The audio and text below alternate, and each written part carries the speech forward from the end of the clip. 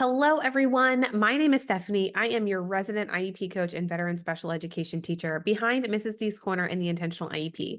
I'm so excited you're here for this free workshop of IEP trainings to get yourself ready for the back to school season. In this training, we're going to be talking all about a certain number of things that you can do without fail at the beginning of every school year to set yourself up for success. I have some notes here so I don't forget a single thing, and I have 7 things to share with you in no particular order. Are you ready? Let's go.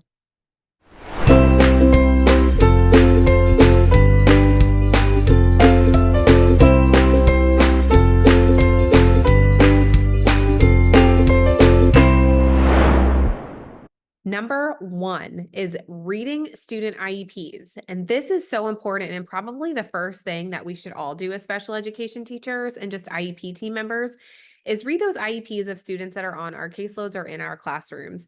This doesn't mean if it's a 40-page document or a 60-page document or a 12-page document, depending upon your IEP formats and where you work and what state you're in. It doesn't mean reading it from front to back, but it definitely means making sure you know about that student. So, reading those present levels. What are their goals they're working on?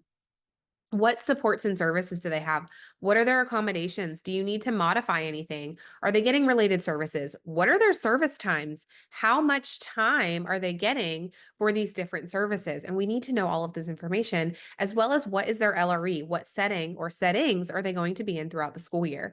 This is all valuable information that's going to help you out with one of the other tips here that I have coming up.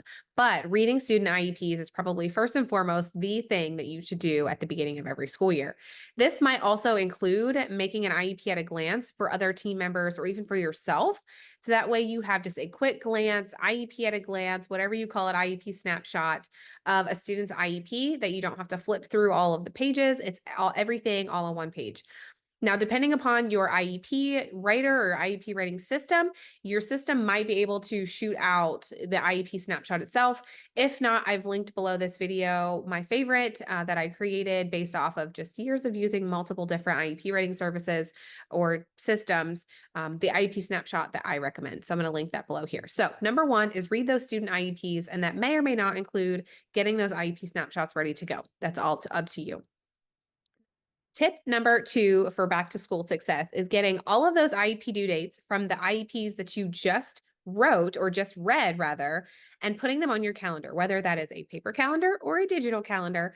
All of those due dates need to go in your calendar so you don't forget a thing. You can also use our IEP writing timeline. It is free to put all of those additional dates so that you don't forget anything, like sending out questionnaires, sending that draft, collaborating with team members, getting everything set up, putting those on your calendar as well. And that can look multiple different ways. So this is an old calendar, but I have it here made up with fictitious students sending drafts, IEP meeting, sending forms. Forms are due, meet with teachers, meet with a different teacher, send a draft. We don't have school, meet with the teacher.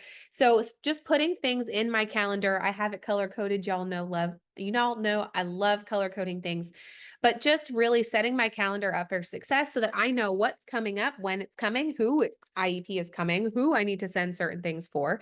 Getting everything set up and on my calendar is one of the first and foremost things that you should do at the beginning of the school year. And so setting up your IEP calendar, but then also taking it a step further. And you have due dates for schools, you have your report card due dates, progress notes, assemblies, school days that you have off. Maybe you have school spirit days coming up, or you have fundraising days coming up. And so making sure you take your school calendars and throwing all of that onto your calendar as well. So that way, when you are going to schedule all of your IEP meetings or meeting with some of the other teachers and all of your due dates, you can work around those things that are already on the calendar for the school year. So that is tip number 2.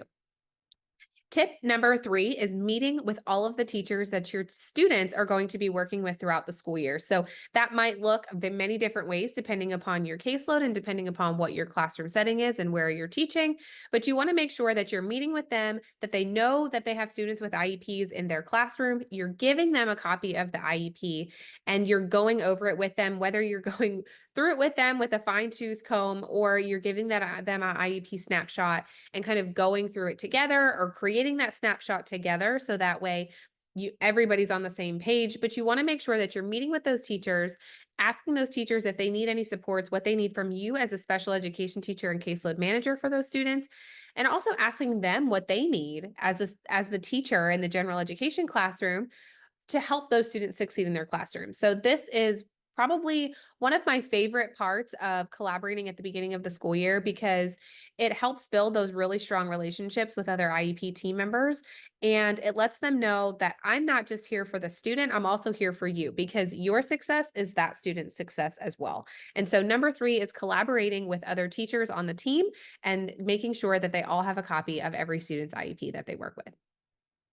Number four is data collection prep. No matter what data collection method you're going with or how you're collecting data, you can front load a lot of this work. Whether you are doing digital data and throwing everything into a Google Drive, you're going to want to set that up before the school year starts or at the beginning of the school year. Or if you're doing paper pencil data, making copies of things and having multiple copies of certain data sheets you know you're going to use more frequently than others, and just having multiple copies ready to go so you don't have to constantly be visiting the copy machine to make copies every day, every week, every month of the same exact thing. So, getting your data collection processes all set up, making sure the staff that you're working with, whether that's a paraprofessional or support staff, whatever you call them, IA, instructional aid, paraeducator, making sure they are on the same page with you as far as data collection and what they should be collecting data on, how they should be doing it, with what students, how often, everything, all the nitty gritty. At the Intentional IEP, we do have a bunch of trainings on data collection. I'm also going to link a free training that we have on YouTube all about different data collection methods. So you can check that out. I'll also link the Intentional IEP here as well if you want to check out those trainings too. But number four is making sure your data collection methods are ready to go and front loading as much as you can. Number five is making sure you have all of your master copies set up and ready to go for the school year. Now, this is similar to setting up all of your data collection methods.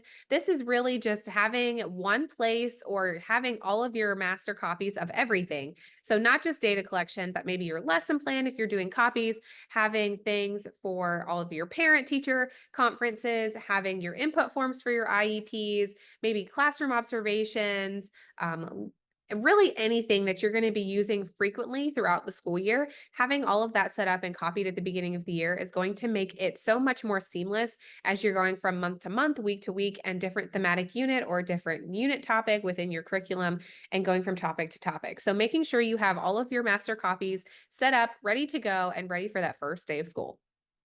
Number six is making that classroom schedule. And this comes after reading all of your student IEPs. So, yes, you do have a school schedule, and many of your students are going to have their general education schedule as well. And so, depending upon, again, your classroom's set up and your classroom setting, what setting you're teaching, you may have students in your classroom all day. You may have students who push in or push out. You may push in or push out, pull students come to your classroom. It's really going to depend on what your role is with your students. And so, making sure you have that master schedule for the school, but then also having read your students' IEPs, remember that was first and foremost, knowing what their service times are and making sure all of your students are getting all of their service minutes.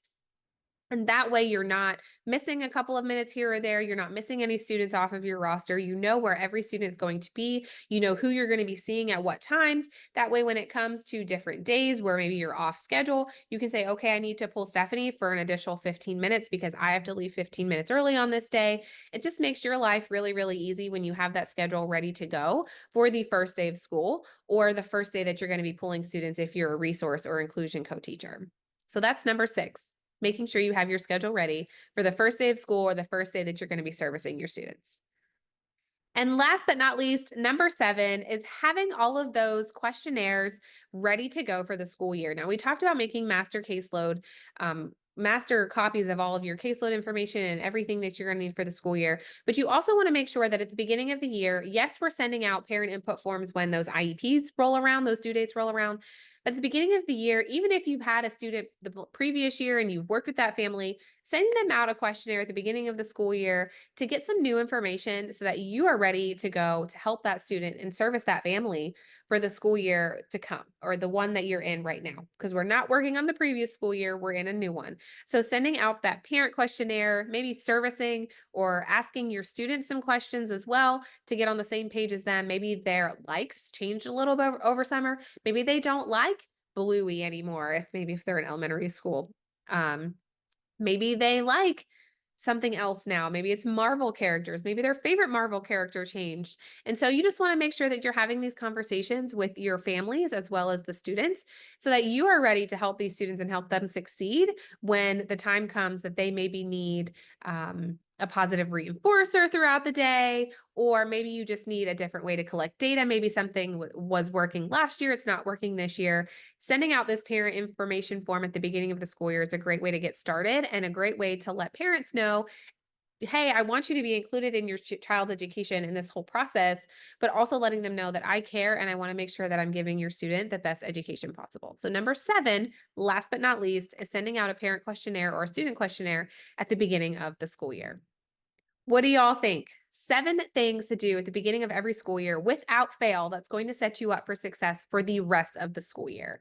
I would love to know your thoughts on this training. Was it helpful? Is there something else that you do every school year without fail at the beginning of the school year? Aside from crying or maybe throwing a fit or walking around your classroom aimlessly, wondering, what my classroom schedule is going to be, how am I going to set things up? What are some other things that you do at the beginning of the school year? I would love to know. Be sure to leave a comment here and don't forget to check out video 2, which is coming to you tomorrow.